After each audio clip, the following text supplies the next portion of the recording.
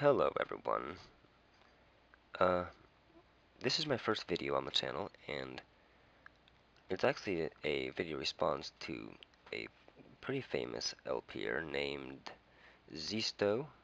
He is a member of the Minecraft server, and he is also a map maker, plays a lot of Vex's Super Hostile, and he's currently working on a map playlist right now where he's setting up his Globule 3 map, and in his latest episode, as of the time of recording this, he was wondering, he had some questions about, is it possible to do a certain setup? Essentially what he wanted was there to be a hub somewhere located in the map, and you would go out and find these different globules. The globules would be different land masses of a certain type of block floating somewhere in the void, and you'd have to go find it to obtain that type of block for the game. It's a survival map. But he was wondering if there was a way to make it so that there was teleporters in the globules that would teleport you back to the hub, and then from the hub you could teleport to all the globules. But he wanted it to be set up so that you could only teleport to a globule once you have actually visited the globule and used the teleporter at that location. And he did not know how to really do that because he said he doesn't know much about command blocks, so I just thought I'd make a quick example and show it off. Let me just turn my game mode to 0. Over here you see that this light is off. This light will end up actually indicating whether or not you've been to the area based on if you've gone through the portal. So if I press this button right now, it does absolutely nothing. Now of course I don't have anything really cool to link it to, but I do have a little example over here, and I'll get to the actual workings of this thing in a little bit. So this orange block, the gold block, is where the teleporter is actually going to bring you when you come back here. And this one is the one you need to step on to activate that. So if I step over here, I teleport back to the hub, and now the light's on. And now, if I press the button, I get teleported over here, and I can go back again. So I think I should probably get to the wiring. It's not very hard at all. It's pretty simple. It uses 2 command blocks, and this is as compact as I could get it. There's probably more compact ways, but I didn't really feel like spending a lot of time trying to find one. Essentially in here, there is a pressure plate, and the teleporter that I linked to over there actually teleported me from there to here. And I used this to do some wiring inside of here. It's easier to show you over here where I have it cut away. So when I teleport the player onto this pressure plate, first off it activates a command block which teleports the player inside of the room. The next thing it does is it powers this piece of redstone below it, which this is an infinite loop. It's currently off, but as soon as a player steps on the pressure plate, it stays on forever until it's reset by breaking it or moving the block or whatever. So this is what I use. Once they step on the pressure plate once and they come here, the redstone here is on. And I have this, oh, it broke.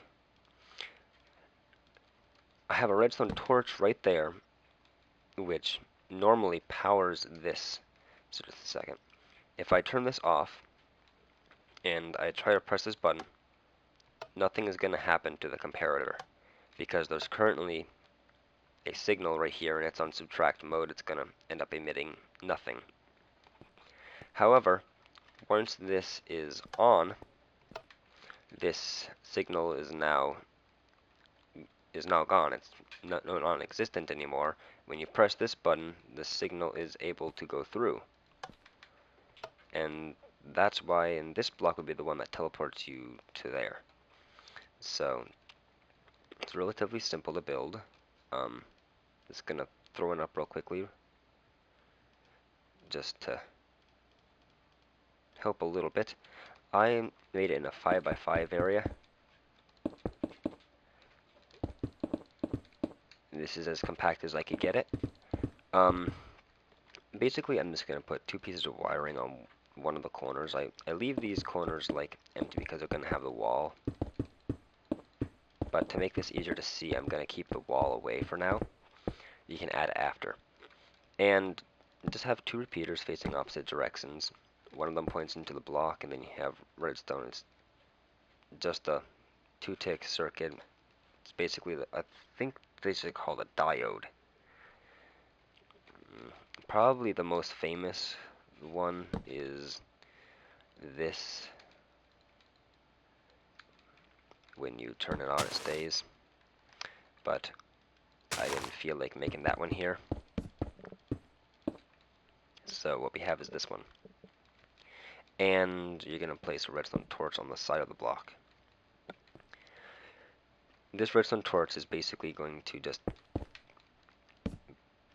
not redstone torch, that's going to power the comparator.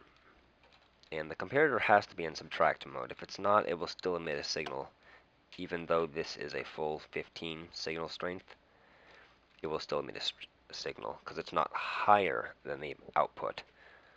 The last step is to place this a block above. I use this corner because it makes it so it works better, and I'll explain why in just a second.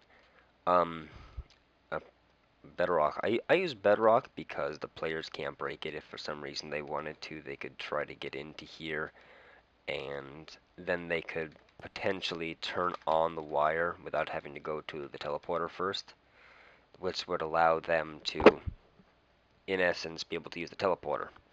So I use bedrock to prevent them from being able to get in and mess with the wiring.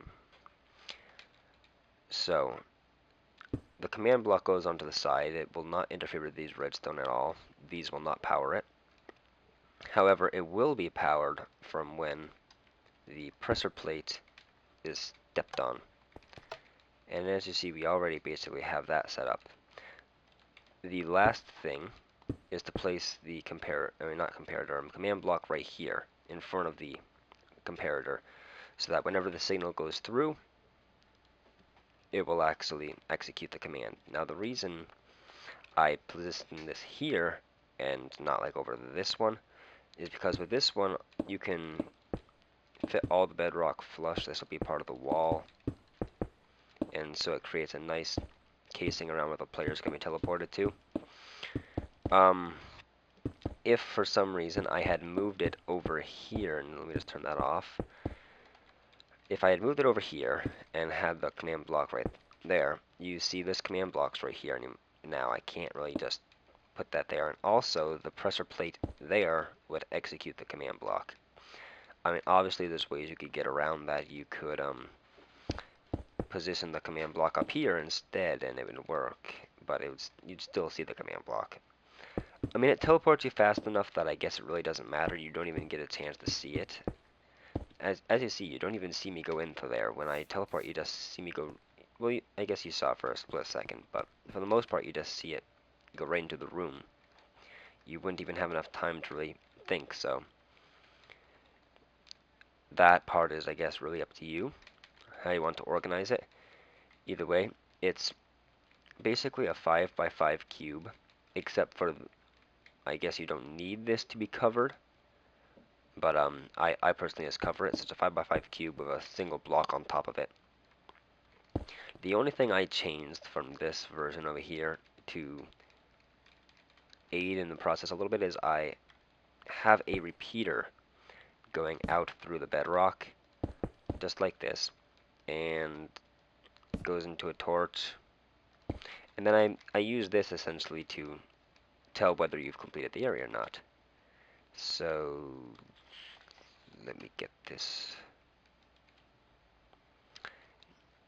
So I made a comment because he was talking about, Zisteau was talking about how one thing he liked about the super hostile CTM map, not the super hostile, but CTM maps, was the Victory Monument, and the fact that it was a visual representation of how much progress you've made in the map.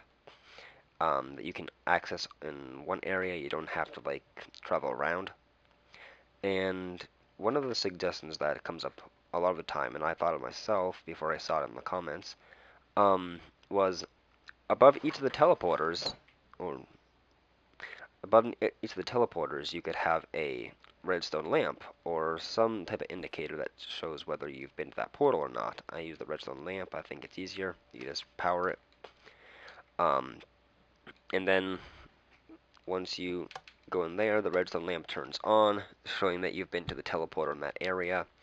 If you, for some reason, for example, hide the teleporter in the area in a place that you have to like complete a quest or whatever, then that can also represent that you've completed that quest. So I think that's a pretty good representation. Obviously this is not what he would use. I mean, it only has like enough room for 4 places. But I just built this to basically house this, make it look a little bit better than the bedrock box. I could have shown you that's the bedrock box, but I thought it looked ugly. So insert name here, basically the name of whatever the globule you're going to be going to is, and that is essentially all. So, oh, by the way, Zisteau, signs are in the decoration block. Just scroll down. Have a good day.